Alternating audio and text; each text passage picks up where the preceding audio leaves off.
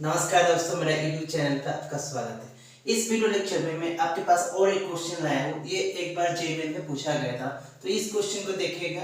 तो पहले इस क्वेश्चन में लिखा क्या गया है हम उसको देखते हैं। The period of oscillation of a simple pendulum. हम सिंपल पेंडुलम की ऑसिलेशन के बारे में बात कर रहे हैं, और सिंपल पेंडुलम की जो ऑसिलेशन है उसकी टाइम पीरियड और सिंपल पेंडुलम की लेंथ और एक्सेलरेशन ड्यू टू ग्रेविटी, जहां पर से आपकी सिंपल पेंडुलम होगा उस रीजन पे जो एक्सेलरेशन ड्यू टू ग्रेविटी जो भी होगा, तो ये हमारा जी है।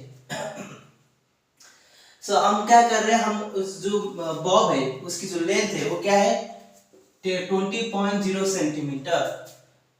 ओके, जो लेंथ एल है वो क्या है 20.0 सेंटीमीटर। ओके, तो और इसको हम जो मेजरमेंट हम उसको किए हैं 20.0 सेंटीमीटर को, उसकी एक्यूरेसी क्या है 1 mm एक्यूरेसी।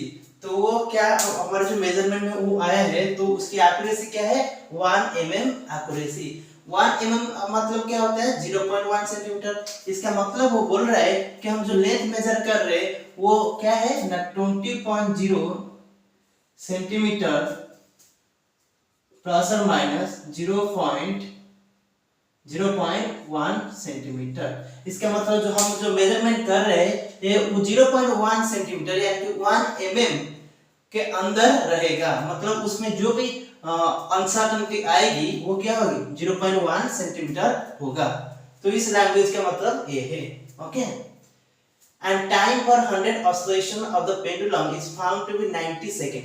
तो हम क्या कर रहे हैं, हम गिन रहे हैं कि 100 ऑसिलेशन, 1 ऑसिलेशन, 2 ऑसिलेशन हुआ, 3 ऑसिलेशन हुआ, तो 100 ऑसिलेशन जब तक हुआ तो कितना वक्त लगा ना, उसको 90 सेकेंड लगा। कितना लगा 90 सेकेंड।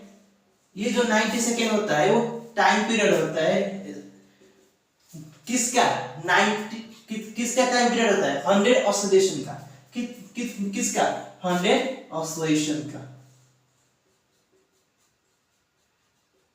जो 100 ऑसिलेशन होता है तो उस 100 ऑसिलेशन का टाइम क्या होता है 90 सेकेंड। क्या होता है 90 सेकेंड। और हम जो लेंथ मेजर किए हैं उस लेंथ 20.0 सेंटीमीटर, और वो कितने तक एक्यूरेट है ना 0.1 सेंटीमीटर तक एक्यूरेट है। इसका मतलब उसमें जो पॉसिबल एरर आ सकता है तो वो क्या हो सकता है 0.1 सेंटीमीटर ज्यादा हो सकता है या 0.1 सेंटीमीटर कम हो सकता है। और हम जो टाइम मेजर कर रहे हैं एक रिस्ट से मेजर कर रहे हैं, रिस्ट वॉच से, और उस रिस्ट वॉच से जो हम मेजर कर रहे हैं उसकी रिजोल्यूशन क्या होता है 1 सेकेंड। रिजोल्यूशन का मतलब उसकी जो यूनिट होता है, जो रिस्ट वॉच का जो यूनिट होता है 1 सेकेंड होता है। उसकी लिस्ट नाम क्या होता है 1 सेकेंड होता है। मतलब 1 सेकेंड, 2 सेकेंड, 3 सेकेंड, 4 सेकेंड। तो जो टाइम बढ़ेगा उसमें कैसे बढ़ेगा 1 यूनिट, जो 1 यूनिट होता है वो 1 सेकेंड होता है। ओके, तो जो भी हम उसमें उस रिस्ट वॉच में जो भी मेजरमेंट करेंगे समय का, ओके, जो समय व्यवधान होगा, वो जो टाइम इंटरवल होगा, तो हम अगर उसको मेजर करेंगे तो उसमें पॉसिबल एरर अगर आ सकता है।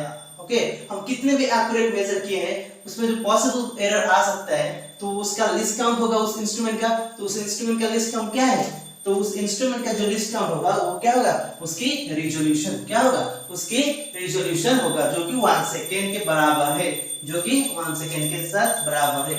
तो उस इंस्ट्रूमेंट का जो लिस्ट काउंट होगा, जो इंस्ट्रूमेंट का लिस्ट काउंट होगा, मैं लिख देता हूं यहां पर, लिस्ट काउंट होगा वो क्या होगा 1 सेकेंड। यानी कि मैं यहां पर 90 सेकेंड मेजर किया, मैंने कितना मेजर किया 90 सेकेंड मेजर किया।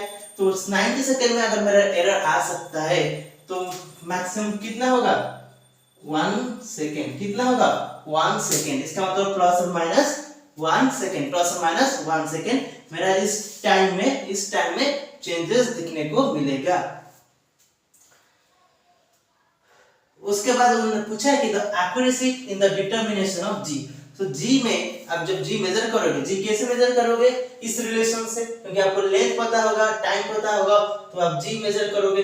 जब जी मेजर करोगे तो उसमें मैक्सिमम कितना आपका एरर आ सकता है, मैक्सिमम कितना एरर आ सकता है इस मेजरमेंट में, ये पूछा है। तो हमारे पास हमारे कैलकुलेशन है, तो हम अभी पता कर लेंगे। देखिए कैसे,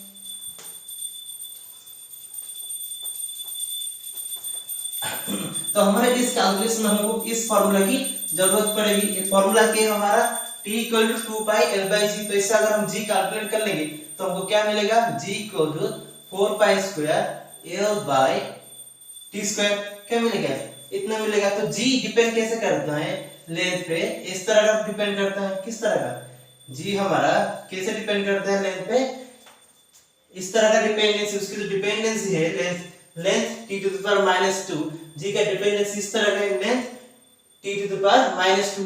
अभी क्या होगा, तो अभी मेरा जो कैलकुलेशन होगा del g by g equal to del l by l plus 2 into del t by t। Okay, del g by g क्या होगा, del l by l plus 2 into del t by t। तो obviously मेरा जो length होगा, ये मेरा length है 20.0 centimetre plus और माइनस 0.1 सेंटीमीटर। ये क्वांटिटीज मेरा क्या हो जाएगा, 0.1 डिवाइडेड बाय 20.0। ओके, प्लस ये उसकी मैग्नीट्यूड हम लेंगे। ओके, क्योंकि हम उसके मैक्सिमम कैलकुलेट कर रहे हैं पॉसिबल। तो इसमें क्या होगा, जो del t by t होता है, t क्या होता है, टाइम पीरियड होता है। तो del t by t अगर मैं उसमें दोनों न्यूमरेटर और डिनोमिनेटर में n मल्टीप्लाई कर दूं, n क्या है, नंबर ऑफ ऑसिलेशन। तो ऑब्वियसली ये जो क्वांटिटीज होगा क्या होगा, del t by t। ये जो t होगा, इसमें अगर दोनों साइड में मैं मल्टीप्लाई कर देता हूं n, ओके, अगर इसमें मल्टीप्लाई में कर देता हूं तो मेरा क्या होगा, del t by t। Small t हमारा क्या है, स्मॉल t हमारा टोटल टाइम हमने मेजर किए 100 ऑसिलेशन के लिए, जो टाइम हमने मेजर किए। यहाँ पर n कितना होगा, 100 होगा। इस केस में n क्या होगा, n इक्वल टू 100। तो ये क्या हो जाएगा मेरा टोटल टाइम। ओके, तो ये जो del t है, ये हम जो टोटल टाइम मेजर किए हैं 100 ऑसिलेशन के लिए, उसमें कितना पॉसिबल एरर आ सकता है, वो हमारा क्या होगा, स्मॉल del t। तो अभी हम क्या करेंगे, capital del t by t क्या होगा, small del t by t होगा। और जो हमको यहाँ पर पता है, तो ये वाला क्वांटिटीज क्या होगा, 2 इनटू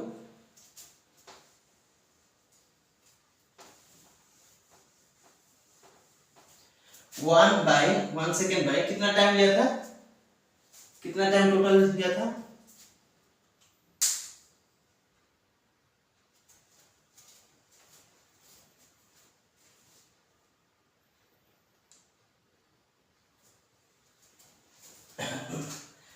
सेकेंड। कितना लिया था, 90 सेकेंड।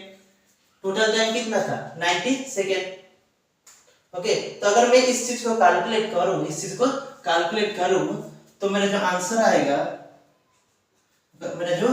आएगा, वो नियरली 3% आएगा। कितना आएगा, नियरली 3% आएगा, मतलब 3% के आसपास एक वैल्यू आएगा। तो जो हमारा जो ऑप्शन होगा, उस क्वेश्चन का जो आंसर होगा, ओके, वो 3% होगा। कितना होगा, 3%। सो इस वीडियो लेक्चर अभी खत्म हो गया। Thank you for watching this video.